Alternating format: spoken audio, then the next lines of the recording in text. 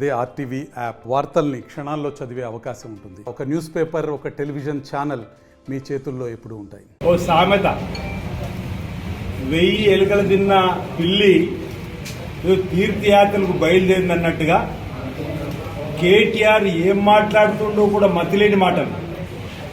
ఫ్రస్ట్రేషన్లో ఉన్నాడు. ఈరోజు ప్రభుత్వం కోల్పోతామని అనుకోకపోతే ఉదయం లేస్తే పోలీస్ సారులు కనిపిస్తలే, ప్రజలు కనిపిస్తలేరు, కార్యకర్తలు కనిపిస్తలేదు. ఒక ఫ్రస్ట్రేషన్ మూడ్లోకి వెళ్ళిపోయి తన ఇష్టానురీతం మాట్లాడుతున్నటువంటి మాటలు మానుకోమని హెచ్చరిస్తున్నాం. ఇంకా నీ మాటలు వినడానికి తెలంగాణ సమాజం సిద్ధంగా లేదు. తెలంగాణ ప్రజల యొక్క సెంటిమెంట్ను రంగరించుకొని టీఆర్ఎస్ పార్టీని పెట్టి ఉద్యమకారుడిగా 2 సార్లు అధికారంలోకి వచ్చి వేల కోట్ల రూపాయలు దండుకొని ఈరోజు టీఆర్ఎస్ పార్టీని బీఆర్ఎస్ పార్టీగా మారిన రోజే తెలంగాణ ప్రజలతో పేగుబంధం తెగిపోయింది. మీకు ప్రజలు ఇక మిమ్మల్ని చిత్కరించిండ్రు. మళ్ళీ ఎప్పుడు కూడా అంటూ నిన్నేకన్నా అది తాత్కాలికమే. మళ్ళీ ప్రజలు కారుకు గుద్దడానికి సిద్ధంగా ఉన్నారని. వాస్తవమే, కారును గుద్దడానికి సిద్ధంగా ఉన్నారు. పార్లమెంట్ ఎన్నికల్లో ఒక్క సీటు కూడా మీకు రాకుండా చూడడానికి ప్రజలు సిద్ధంగా అయినరు. ఈరోజు ఫ్రస్ట్రేషన్లో మాట్లాడే మాటలు మా ముఖ్యమంత్రి రేవంత్ రెడ్డి గారిని, ఆయన కష్టంలో నువ్వెంత అంటున్నా. తండ్రి చాటు బిడ్డడిగా నువ్వు రాజకీయాల్లోకి వచ్చినావు. అసలు నీకు రాజకీయ ఓనమాలు లేకుండానే ఉద్యమం పేరుతో ఎమ్మెల్యే అయిన నీకు ఈరోజు ఇంత అహంకారం అంటున్నా. ఏం మాట్లాడుతున్నావో మతుండే మాట్లాడుతున్నావో అంటున్నా. మేము మర్యాద ఇచ్చే కాడికి ఇస్తాం. ఈరోజు కరీంనగర్ లోకసభ నియోజకవర్గ పరిధిలో మాట్లాడుతూ కూడా హుస్నాబాద్, వేములవాడ, చొప్పదండి, మానకొండ 2 దళిత ఎమ్మెల్యే, 2 బీసీ ఎమ్మెల్యే ఉంటే ఈరోజు 100 రోజులు మీ 6 గ్యారెంటీ అమలు చేస్తామని చెప్పిన దానిలో ఒకవేళ వీయకపోతే పడతామని బట్టలు ఊడదీస్తామనేటువంటి మాట మాట్లాడినటువంటి చిత్కారమైన మనిషి. దళిత వ్యతిరేకి, బీసీ వ్యతిరేకి. వెంటనే ఆ ఎమ్మెల్యేలకు క్షమాపణ చెప్పాలా, జాతికి క్షమాపణలు చెప్పినా దిగిరానటువంటి ఈయనే గట్టి సమానం ఇచ్చి మా ప్రభాకర్ అన్న మసి మాడైపోతాను అంటున్నా. దళితుతో పోయి బీసీతో పెట్టుకుంటావా? చూసి తూరుకున్న కొద్దీ పిచ్చి పిచ్చి ప్రేరార్పణలు పెరిగిపోతున్నాయి. మా రేవంత్ రెడ్డి గారిని కానీ మమ్మల్ని కానీ మాట అంటే ఊరుకునే లేని మాట చెప్తున్నాడు. అన్న చెప్తున్నాడు. ఇప్పుడు 6,70,000 కోట్లు అప్పు చేసిన మీరు, తెలంగాణ మనం వేరుపడ్డ రోజు ధనిక రాష్ట్రంగా 16,000 కోట్ల మిగులు బడ్జెట్తో ఈరోజు మనం ఏర్పడితే 6,70,000 కోట్లు అప్పు చేసినాం. ఎవడు పెట్టాం? నేతన్న కార్మికులకు ఏదైతే ఉపాధి కల్పించినటువంటి బతుకమ్మ చీరలు, ఈ ఆర్వీఎం ఇవన్నీ కలిపితే 400 కోట్ల అప్పు చేసి ఎందుకు పోయినా ఉంటున్నా. అది నీ అసమర్థత కాదా? మున్సిపల్ కరెంట్ బిల్లు కట్టలేకపోయినావు, నీ అసమర్థత కాదా? 6,70,000 కోట్లు మేమంటే గొగ్గోలు పడిపోయారు.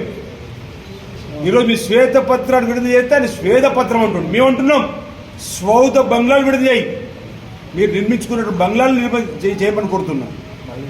తెలంగాణ సమాజాన్ని అడ్డు పెట్టుకొని దండుకున్నది 1000 కోట్లు దండుకున్నది కాకుండా ఇంకా సమాజానికి తప్పైందని చెప్పడం పోయి ఇంకా పొగరు మాటలు. దీన్ని మీకు తీవ్రంగా తప్పడుతామంటున్నాం. మేము ఇచ్చే కాడికి ఇస్తాం మర్యాద. నువ్వు ఒకటంటే మీరు 2 అంటాం. వెనక్కి పోయలేదు. ప్రజలు ఈరోజు మాకు మ్యాండేట్ ఇచ్చారు. 64+1 సిపిఐ 65 తోటి. నీకు 2014 10 సీట్ ఇచ్చారా? 2014 నువ్వు కూడా 62-63తో గెలిచినావు కదా. ప్రజలు మ్యాండేట్ ఇచ్చారు కదా. ఈరోజు ప్రజలు మ్యాండేట్ ఇచ్చిన దాన్ని గౌరవించుకుంటే ప్రభుత్వం కూలిపోతుందంటే ఈ ప్రభుత్వం కూలాలను కోరుతున్నావు అని అంటున్నా. ఇదే నువ్వు ప్రజాస్వామిక వాదం, ఇదేనా పదాలు అంటున్నావు మాట్లాడేది? ప్రజలు కర్రు కాల్చి వాత పెట్టినా ఇంకా అధికారం మా 6 నెలలు వస్తుంది, అధికారంలో సిద్ధంగా ఉన్నాం, పులి వచ్చేస్తుంది. పులి జనాలకు వస్తే ఎక్కడికి పోతుంది? బోన్లోకి.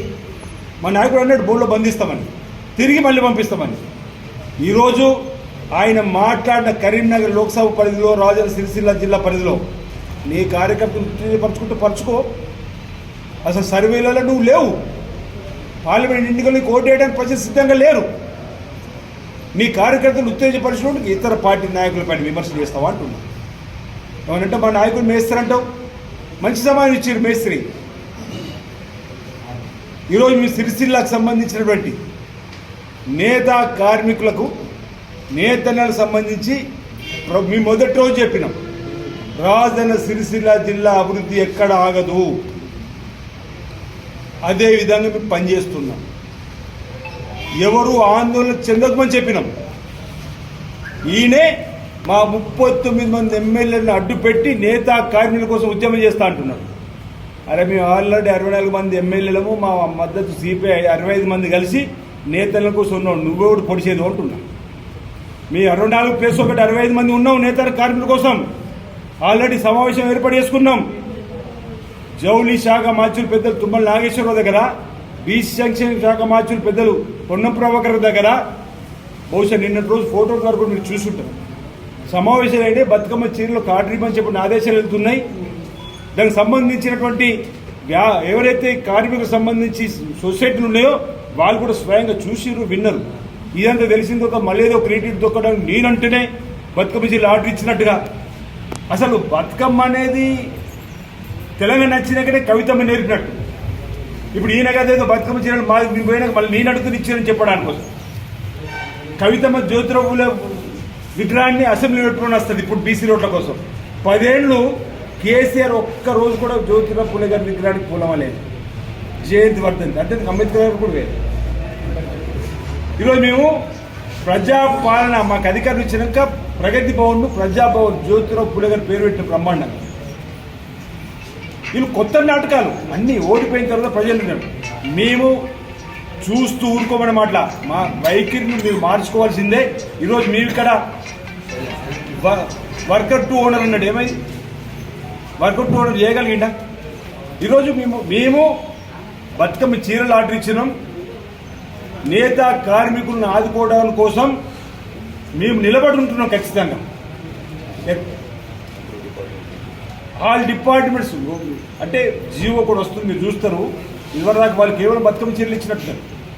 మేము 365 డేస్ నేత కార్మికులు పని ఉండాలని ఆల్ డిపార్ట్మెంట్ సంబంధించినటువంటి బట్టలు ఇక్కడ ఇవ్వడానికి కోసం కూడా ఒక జీవోని తీసుకురాబోతుంది ప్రభుత్వం చెప్తున్నాం.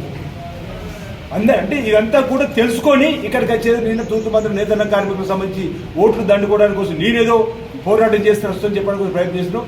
నీ పోరాటం అవసరం లేదు, నీ 39 మంది వ్యక్తులు అవసరం లేదు. మేము 64 మంది ఎమ్మెల్యేలు ఉన్నాం. ఒకటి మా సిపిఐ అనుబంధ సభ్యుడు నాయకులు ఉన్నారు.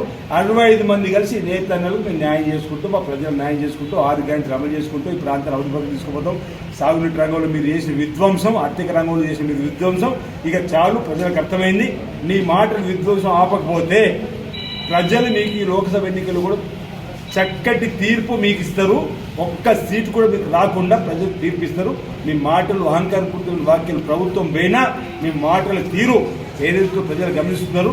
మీరు దాన్ని తీవ్రంగా తప్పడుతున్నారు. మా నాయకుడిని కానీ మమ్మల్ని కానీ మా ప్రాంతాన్ని కానీ మీరు పిచ్చి పిచ్చి ప్రేరాలతో మాట్లాడుతూ మాత్రం భవిష్యత్తులో చూస్తూ ఊరుకోమని మాట సందర్భం చెప్తూ మరొకసారి మా దళిత బలీన వర్గానికి సంబంధించినటువంటి ఎమ్మెల్యేలపై పిచ్చి పిచ్చి పిల్లలు తీసుకుంటూ చూస్తూ ఊరుకోమంటున్నాం. నేను అదే రోజన్నా ఈ వాక్యాలు దురహంకారం. ఈ వాక్యాలు నేను నోటు నుంచి వచ్చినాయి. దురహంకారం అంటున్నా.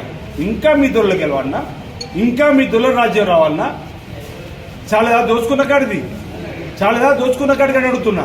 ప్రజలు చక్కటి తీర్పిచ్చి ఈరోజు పేద ప్రజల పాలన కావాలని కోరుకుంటే ప్రగతి భవన్కి అసలు అపాయింట్మెంట్ ఇచ్చిన కనీసం ఈరోజు ప్రజలు ప్రగతి భవన్కి వెళ్ళి వినతి పత్రాలు ఇస్తున్నారు. అధికారులు ప్రజలకు వెళ్ళి ప్రజల దగ్గర నుంచి వినతి పత్రాలు తీసుకుంటున్నారు. సెక్రటరియట్ ఇప్పుడు కిటకిటలాడుతుంది పేద ప్రజలతోటి. మరిన్ని వీడియోస్ కోసం ఛానల్ ని సబ్స్క్రైబ్ చేయండి. లేటెస్ట్ అప్డేట్స్ కోసం వాట్సాప్ ఛానల్ ని ఫాలో చేయండి. అండ్ లింక్ డిస్క్రిప్షన్ లో ఉంది.